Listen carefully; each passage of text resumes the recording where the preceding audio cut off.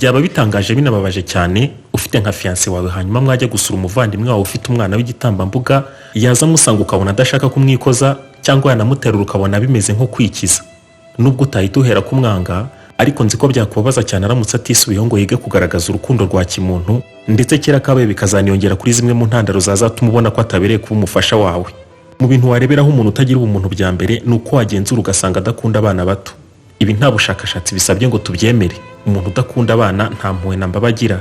Iyo witegereje umwana w'igitambambuga arimo kumiraza, inkonda zimanuka ku matama ye, atamira utuntu twose abonye mu nzira, avuga za dede, nana, mama, papa, nibyo bintu bya mbere bitera impuhwe n'ubwuzu bwinshi, ugashaka kumuterura, ukumva wabuze icyo wamukorera, ukamureba utamuhaga, ukamusimbiza, ukamuririmbira, mbega ukabona ko ari ikiremwa cyiza ku rugero rutangaje. Ku bantu batemera imbaraga z'Imana, akenshi utangira kugira ubwoba bwinshi ukimara kubyara. Nibwo uhita ubona none imbaraga z'Imana ku rugero rutangaje, kuko aribwo uhita utangira gutekereza uburyo wakoresha kugira ngo uzarinde umwana wa makuba aba muri iyi si ntazahure n'inzara, inzangano, abahemu, abanyeshyari, akuragwiza ubwenge n'igikundiro, ntazakenyuke ngo ahure n'impanuka cyangwa n'ibindi bintu bibi nk'ibyo. Iyo ubonye ikiremwa wakabaye nk'Imana yacyo ariko bikarangira ubona ko nawe nta bushobozi ufite bwo kukirinda nk'Imana, birangira ubonye ko ugomba gushaka ikindi kinyabuzima gifite ubushobozi buri hejuru y'ibindi binyabuzima byose kugira ngo kikurindire umwana. Burya rero igituma tubona umwana tukumva tumugiriye impuhwe ni uko uhita ubona ko kubera ukuntu ari umuziranenge adakwiriye kuba muri iyi si y'amakuba n'imibabaro. Ikibikwereka neza ni uko unamugiriye impuhwe kandi ubona nta kintu na kimwe kibi cyamubayeho. Ukabona arimo kwikinira aterura utuntu atazi gufatisha intoki ze neza, ukumva biguteye impuhwe. Ibi tubyumva muri twe ku bana bose, atari ukuvuga ngo ni abana bacu twibyariye gusa. Ni ibintu turemanywe. Urebye ukuntu umuntu akunda inyamaswa yose ikiri icyana, hari isano byaba bifite aho bihurira no gukunda umwana w'umuntu. Inyamaswa ikiri icyana igituma umuntu ayikunda ni uko ubona neza ko nta kintu yagutwara. Ntibizi ngo barya umuntu gute, iba yibereye aho nk'ikiremwa ariko kitagira icyo kigutwara cyangwa ngo mube mwahangana mu buryo runaka. Ukabonera kureba isa nk'itegereje icyo wayikoraho gusa, ikaba wenda yanahunga ariko ntigusumire. Bindi rero iyo bibaye ariko umwana wabyawe n'umuntu nkatwe, byagera noneho ku bana bacu twibyariye bikaturemamo impuhwe nyinshi n'ishyaka ryo kubitaho byimazeyo. Urukundo ruba hagati y'umubyeyi n'umwana ni rwo rukundo rwa mbere rukomeye mu moko y'inkundo zose twaba tuzi umuntu yakunda undi, kuko rutajya rupfa gucuka cyangwa ngo rushire mu buryo bworoshye. Mbere y'uko ngera gato ku mpamvu zishobora gutuma umubyeyi yanga umwana we yibyariye, reka turebe impamvu zishobora gutuma umubyeyi akunda umwana we. Umuntu ukibyara aba ameze nk'aho avutse bwa kabiri. Iyo urebye umwana wawe akiri muto umubonamo ishusho yawe. Ibintu byose umubyeyi yifuje kugeraho ntibimukundire, aba yumva agomba gukora ibishoboka byose umwana we akaba ari uzabigeraho mu cyimbo cye. Bijya bibaho rero ko umubyeyi yanga umwana we n'umwana akanga umubyeyi we. Hari impamvu zibitera ubushakashatsi bwagiye bugaragaza, arizo tugiye kubagezaho. Ikaze mu kiganiro Umenya muntu, njye ukibagezaho ndi Kayishunge Etienne.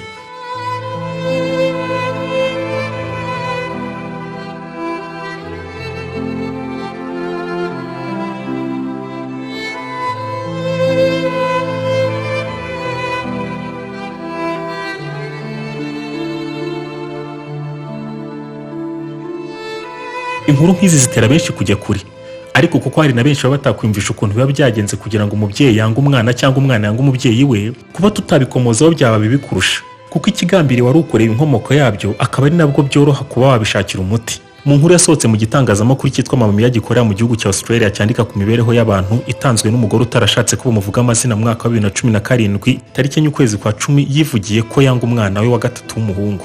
Uyu mugore ukuntu byamujemo ngo yari afite abana babiri b'abakobwa. We n'umugabo we bafata icyemezo cyo guhagarika kuzongera kubyara, batangira gahunda yo kuringaniza imbyaro. Nyuma uyu mugore aza kwisanga yarasamye, abimenye inda ifite ibyumweru 16. Umubabaro uramwuzura, yumva abuze icyo yakora n'icyo yareka. Ntago yigeze na rimwe yiyumvisha ukuntu yabyara undi mwana wa gatatu, ariko biza kurangira mubyaye. Umwana akimara kuvuka, uyu mugore avuga ko yamubonaga nk'ikiremwa kidakwiye urukundo namba, kiri munsi y'igisimba aho kumubona nk'izindi mpinja z'abantu. Yamaze amezi 18 yumva mwanga bikabije ku buryo hari n'igihe yangaga kumwonsa. Akomeza agira ati ngerageza kwihangana nkamuvugisha ariko mba numva ntabishaka. Niyo nagiye ahantu kure nkagaruka nkumbuye akaza kumpobera, mba numva ari nk'irobori impobeye. Ndabizi ko bidakwiye ukuntu mfata umwana wanjye, ariko biranga nkumva nta rukundo mufitiye habe namba. Kelsen Booth, inzobere mu mitekerereze ya muntu, yavuze ku mpamvu zikunda gutera bamwe mu babyeyi kugira imyitwarire nk'iyo kwanga abana babo, agira ati ababyeyi bamwe na bamwe iyo batwite inda badashaka, bikunze kubaviramo kwanga umwana batwitiyeho iyo nda, aribyo bituruka ku burwayi bwitwa postpartum depression.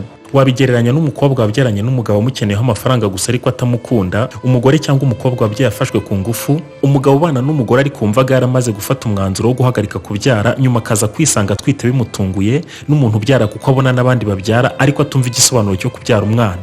Bose biba byoroshye kuba bahura n'ihungabana ribaviramo kwanga abana babyara. Izi ndwara iyo habayeho ubufasha bw'abavuramitekerereze ziravurwa zigakira 100% ukongera kugirira umwana wawe impuhwe. Umuntu wagize iri hungabana rimutera kwanga umwana we umubwirwa nuko akibyara atangira kugira agahinda kenshi kandi akumva yaritereye icyizere, kubura ibyishimo no kwanga ibintu byose yakundaga mbere y'uko abyara, kumva nta mbaraga gifite kandi agahora ananiwe, kuba yumva adashaka umwana we no kumwonsa akabikora ari amaburakindi, kwanga ko inshuti ze ziza kumusura, kubura imbaraga zo kwerekeza ibitekerezo ku kintu kimwe ahugiyeho, kwikanga no gukuka umutima hari nk'ikintu gikomye cyangwa kibaye mu buryo atari yiteguye, kumva atagishaka kwegera uwo bashakanye, rimwe na rimwe akanumva yata umwana we cyangwa akamwica. Ababyeyi benshi bahura n'iri hungabana batabizi. Iyo birenze ibyumweru bibiri umudamu yiyumva atya, biba byatangiye gufata indi ntera aribyo bita persistent postnatal disorder. Jared Wilson ni umwanditsi akaba n'umupastori muri Leta Zunze Ubumwe za Amerika mu mujyi wa Nashville. Yagize ati, nkimara kubona ko ngiye n'umugore wanjye tugiye kubona umwana wacu w'imfura, numvaga mfite amatsiko menshi nanishimiye kubona umwana wanjye wa mbere. Natunguwe n'ukuntu nkimara kubyara ibintu byose byahindutse. Numva mbaye nk'umusazi, ubwenge buracurama, umwana wanjye numva simushaka na gato. Nabitekerezagaho nkumva nabaye mubi cyane ariko nanone nkumva simwishimiye. Sinashakaga kumwegera no kumurora. Mbega numvaga nta rwa rukundo n'impuhwe ababyeyi bose bagirira abana babo mfite. Nibwo nahitagamo kumuhunga we na nyina ngo ntazavaho nanakora amahano. Uyu mupastori umwana wamaze kugira amezi 6 yagiye gushaka umuganga w'inzobere mu buvuzi bw'indwara zo mu bitekerezo cyangwa ihungabana aribo bita counselors, baramuvura arakira. Yatanze ubuhamya kugira ngo yerekane ko indwara ibaho kandi ko umuntu wagize ibibazo agomba kuvurwa nk'abandi barwayi bose ntibifatwe nk'amahano. Bumwe mu buvuzi bukomeye bukorwa n'abavuramitekerereze ya muntu nuko bagira ubuhanga bwihariye bwo kumenya ukuntu wabasha kuganiriza no kumvisha umuntu wahuye n'ubu burwayi bwo mu bitekerezo impamvu yamuteye kwiyumva no kugira ibibazo nk'ibi. Iyo umuntu ufite uburwayi yabashije kumenya neza impamvu itera ubu burwayi bwe no gukira biba byatangiye kuza. Wavuga ko uyu muganga icyo akora ari ugufasha umuntu kwivura ku giti cye hakoreshejwe inzira zo kumwumvisha impamvu mvamuzi nyirabayazana w'ikibazo. Gusa ibi bintu bigoye nk'uko bakubwira ngo ugende wegere wa murwayi wo mu mutwe ugenda yambaye ubusa mu muhanda, ushaka amayeri yose uri bukoreshe ku buryo aza kugutega amatwi, hanyuma unashakisha amagambo yose yoroshye uri bukoreshe ku buryo ari buze kumwumvisha ko afite uburwayi. Agahera ko agafata icyemezo cyo kuva mu muhanda agasubira mu buzima busanzwe.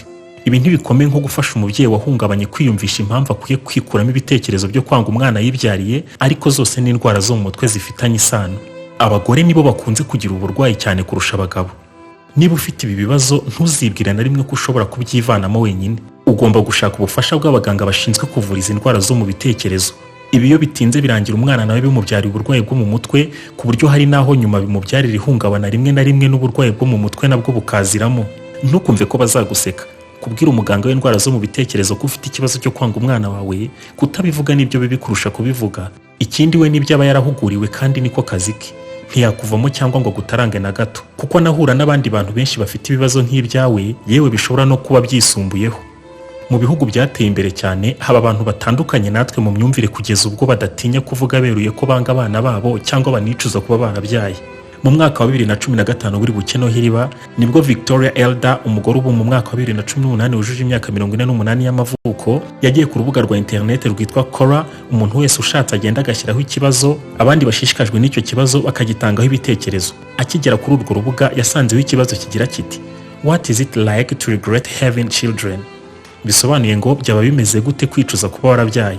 Nawe niko kujya hatangirwa ibitekerezo, arandika ati, njyewe nafashe icyemezo cyo kubyara nkihuriyeho n'umugabo wanjye. Gusa nyine mbikora numva ari imbaraga nishatsemo, ariko mu by'ukuri ubwenge bwanjye butanyemerera neza. Umwana akigera mu biganza byanjye, mu mutima nahise mvuga ngo nakomeje kumva ndacyanumva ko nakoze ikosa rikomeye kuba mbyaye uyu mwana. Uyu mugore ntiyahishe izina rye, kuko yari azi ko ibintu umuntu yanditse kuri uru rubuga nta wundi ubasha kubisoma uretse abo bahuje ibyo bibazo byo kwicuza kuba barabyaye gusa.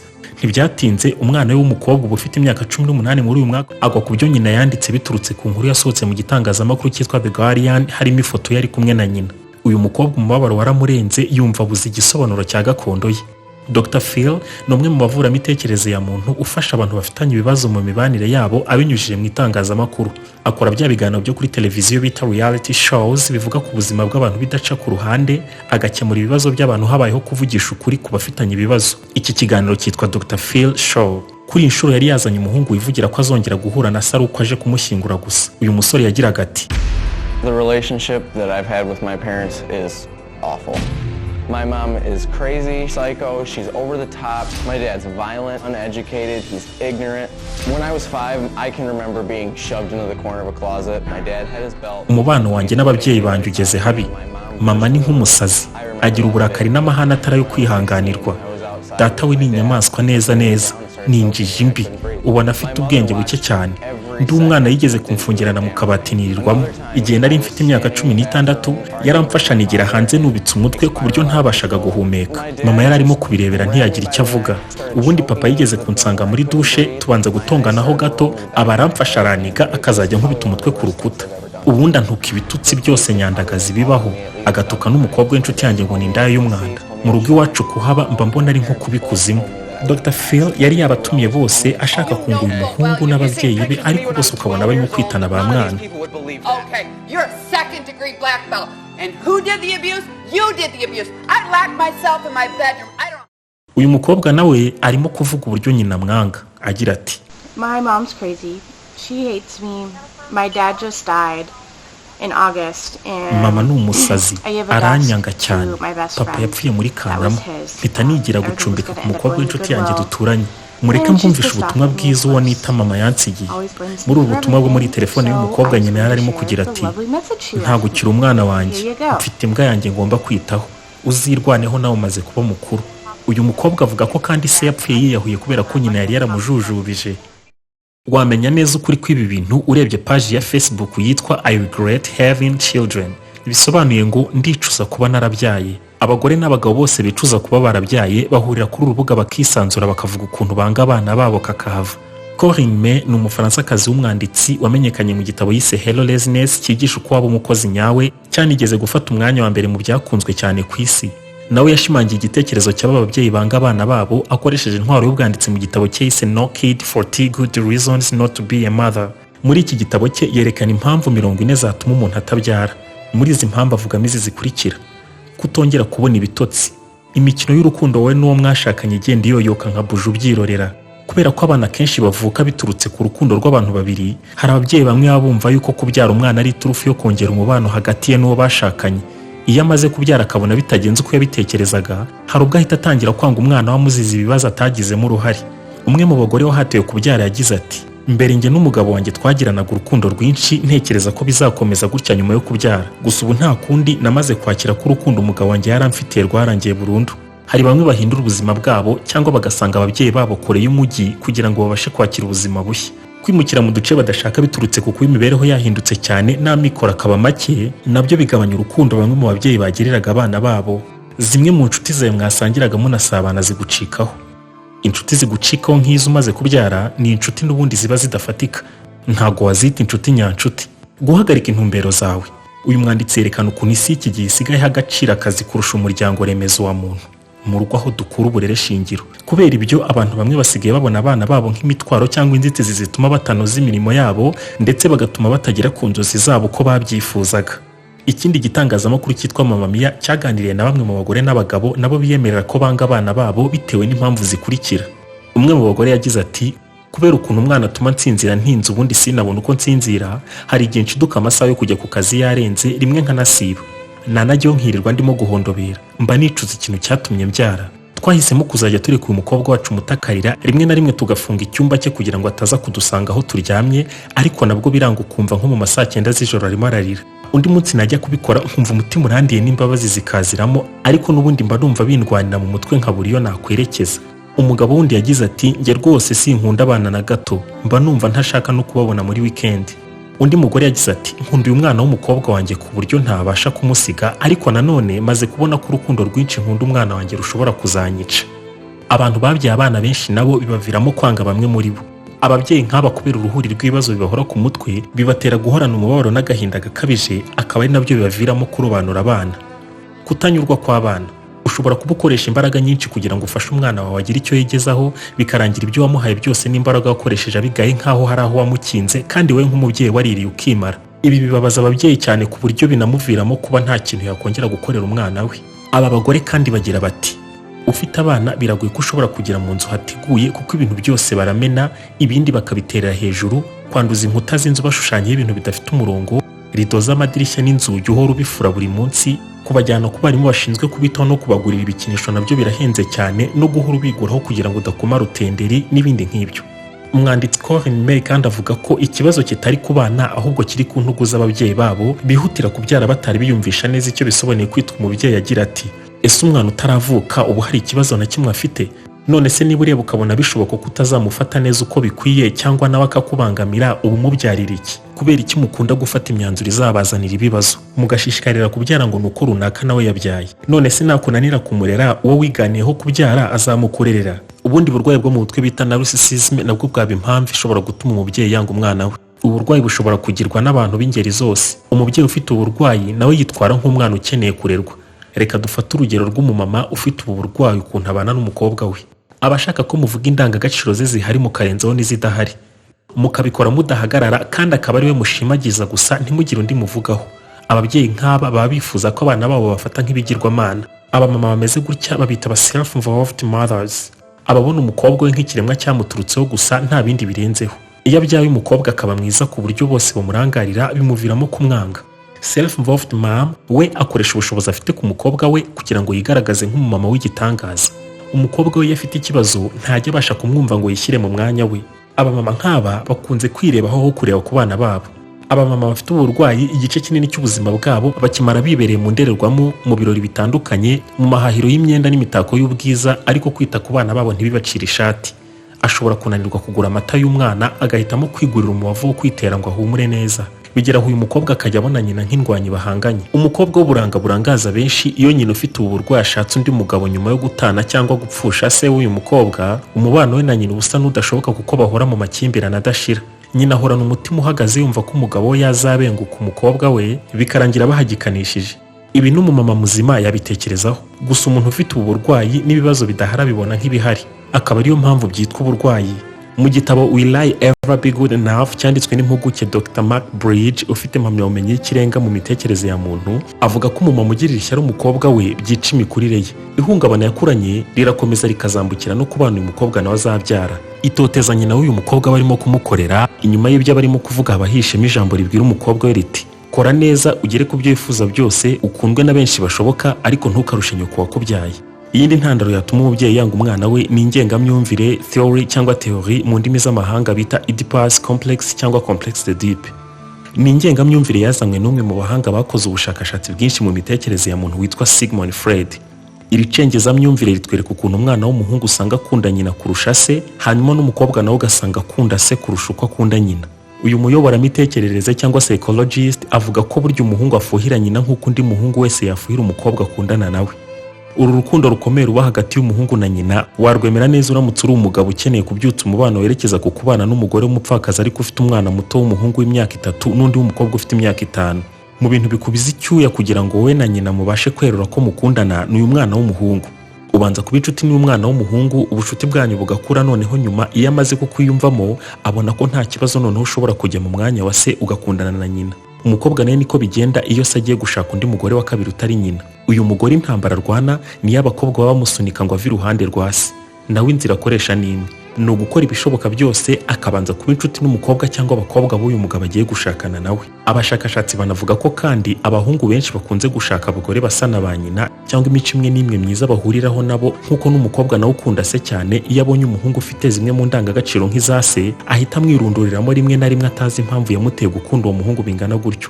Ku gitsina gabo iyi ni kamere yizana muri bo nk'uko umwana wese akunda ibere. Umuhungu na se baba bameze nk'abarimo kurwanira nyina. Mu bintu bavuga ko bishobora gutuma rimwe na rimwe umubyeyi w'umupapa ashobora kwanga umwana we w'umuhungu, ni uko iyo amaze gukura akabona akazi nawe atangira kwireshyeshya na se, akajya agereka akaguru ku kandi muri salo, ndetse akaba yanamuca mu ijambo cyangwa akamunyomoza. Ibi birakaza se cyane kuko babona umuhungu we nawe ashaka kwigira umugabo mu rugo. Nyina w'umuhungu nawe akamera nk'ushyigikiye umuhungu we, agatangira kuzajya abwiza umugabo we nani na rimwe kuko bavuga ati umuhungu wanjye azandwanirira. Amakimbirane nk'aya kandi ajya aboneka hagati y'abakobwa na ba nyina. Abakobwa bamaze kugera mu kigero cy'ubwangavu bakunze kwiringaniza na ba nyina kuko nawe aba yumva yabaye inkumi ntacyo nyina murusha. aha naho hagaragarira complexe de Oedipe kuko umukobwa basa n'urushanwa na nyina kwigaragaza neza mu maso ya se, akaba ari naho hajya hakunda kuva ya mahano. Uko akomeza kwegerana na se, iyo ari nka bamwe muri ba bagabo bataye umuco, nibwo ujya kumva ngo umugabo runaka yabyaranye n'umukobwa we. Iyo byageze aha, nyina w'umukobwa aba yanga umukobwa we byeruye kuko abona umukobwa ari nk'undi mugore uri kwiruka inyuma y'umugabo we. Hari umukobwa wa hano iwacu mu Rwanda duherutse kuganira, ambwira ko akunda se cyane ku buryo yumva atazigera ashaka umugabo na rimwe. Ndamubaza nti none bizagenda gute, ntuzashaka cyangwa? Aransubiza ati mba numva nta muhungu nabona ufite urukundo nk'urwo papa nkunda. Ibi nubwo bimeze gutya ntibikuraho rwa rukundo abana b'abahungu ndetse n'abakobwa bahurizaho kuri nyina, kuko akenshi kereka nka nyina yarabaye akahebwe, naho ababyeyi bombi bagiranye ibibazo akenshi abana bajya ku ruhande rwa nyina. Icyakwereka ukuri kw'ibi bintu ni iki? Nuko wajya nko ku rubuga rwa YouTube kandikamo ngo mama songs, ibihumbi n'ibihumbi by'indirimbo zita ziza zaririmbiwe mama, zikwereka agaciro uwo muntu afite mu buzima bwa muntu. Mu mwaka w'1919 nibwo Umudage Franz Kafka yandikiye ibaruwa ya page 45 mu rurimi rw'Ikidage iza guhindurwa mu Cyongereza. Yagaragazaga urwango se yamwanze mu magambo agira ati: ikintu cyanyobeye ni ukuntu utagira umutima wo kwiyumvisha umubabaro wanteye, amagambo yawe mabi, kutagira impuhwe no kutamenya igikwiye. Ntiwari ukwiye kwitwa umubyeyi w'umuntu n'umwe. Urwango data yanyanze sinzi ikintu cyapfa kurunsibanganyamo. Aya namwe mu magambo make muri menshi aboneka mu ibaruwa uyu muhungu yandikiye se. Impuguke mu mitekerereze ya muntu Dr. Daryl Goldberg asobanura ku makimbirane akunze kuboneka hagati y'abahungu na basi. Mu nkuru yanyujije mu gitangazamakuru cyitwa Psycho Life, asubira mu magambo asa n'ay'umushakashatsi mugenzi we Dr. Carl McBride. Nawe yagaragaje ko ikintu kimubabaza ari uko akenshi ukuntu umwana yarezwe bimutera ihungabana mu mikurire ye, nawe yabyara akazarera abana gutya atazi icyabimuteye. Twabonye ko hari igihe umukobwa b'inkundwa akazwa kuri se akajya asuzugura nyina, n'umuhungu nawe akikundira nyina akigomeka kuri se. Bijya binabaho ariko ukabona umukobwa yanze se kuko abona akunda guhohotera nyina akanamuhoza ku nkeke. Kandi nubwo tuzi ko abahungu bakunda ba nyina cyane, nawe bijya bishoboka ko yakwanga nyina igihe yaba yitwaye nabi cyangwa yiyandarika. Ahantu usanze umuhungu yabaye inshuti na se cyane, bafitanye umubano mwiza wuzuye ubumuntu, n'abakobwa na ba nyina bakagirana ubucuti bwimbitse, bituma mu rugo hahora umunezero kandi n'iterambere ry'umuryango rikihuta. Ibi rero byitwa ukuri kuko biba byarakorewe ubushakashatsi bagasanga ariko bimeze ku bantu benshi. Kubura ubushobozi karemano bwo gukunda abana twibyariye kandi n'inyamaswa ubwazo zikunda ibyana byazo, mu mpamvu zitera ababyeyi kubura urukundo ku bana babo, impamvu nyamukuru iza ku mwanya wa mbere ni ugufata icyemezo cyo kuba umubyeyi utarabanje kubitekereza bihagije. Biba bimeze nko gusinya kontra utazi ingano y'akazi uzajya ukora uko kangana. Iyo bigenze gutya ujya kubona ukabona ibintu byinshi utaruzi bikwituyeho. Gufata umwanzuro wo kubyara biba bisaba gufata igihe kinini ukabyigaho nk'uko biga indi mishinga miremire yose. Ibi bintu igituma abashakashatsi mwiga imitekerereze ya muntu bafata umwanya bagashaka impamvu zitera ababyeyi kwanga abana babo, nibyo byafasha kubona umuti twakoresha kugira ngo twubake umuryango mugari wa kimuntu ube mwiza kurushaho. Kuba ingirakamaro si ukurusha abandi imbaraga cyangwa amafaranga, ahubwo ni ugutinyuka guhangara ibibazo byananiranye ukagenda ugerageza kugira icyo ubikoraho. Burya ibintu byose bishoboka ku muntu wabashije kugerageza gusa. Nubwo wavuga ngo ngiye guhaguruka nshaka umuti w'urupfu kuko aricyo kintu gikomeye kurusha ibindi, uko ubigerageza kose nubwo byaba bimeze nko gushaka kumanyura urutare ukoresheje intoki, uko bucya bukira ugenda ubona ubusobanuro bushya kuri icyo kintu. Tujye twishimira gukina imikino yo kuganira twibaza ku bintu bisa nk'amayobera, tumeze nk'abashaka kugira icyo tubikoraho kandi dukomeje, kabone nubwo kuri bamwe byaba bigaragara nk'ubusazi, ariko nanone si bwa bundi bw'ubupfapfa cyangwa amaburakindi, bwaba ubusazi bwo kurwana n'ibyo abandi bita amayobera. Aha niho mpini igice cya mbere cy'icyegeranyo ku nsanganyamatsiko ivuga ku mibanire y'abana n'ababyeyi babo. Mu gice cya kabiri tuzabagezaho ukuntu umubyeyi mwiza yagakwiye kuba ameze. Iki cyegeranyo nagiteguye nifashishije ibitabo nka Daughter Detox, Will I Be Good Enough, n'icyitwa No Kid 40 Good Reasons Not to Be a Mother, n'ibitangazamakuru nka Wikipedia, The Guardian, Daily Mail, Psycho Life, Psychology Today, Baby Gaga na Mama Mia. Dukeneye ibitekerezo byanyu, wanyandikira kuri kaishung@gmail.com.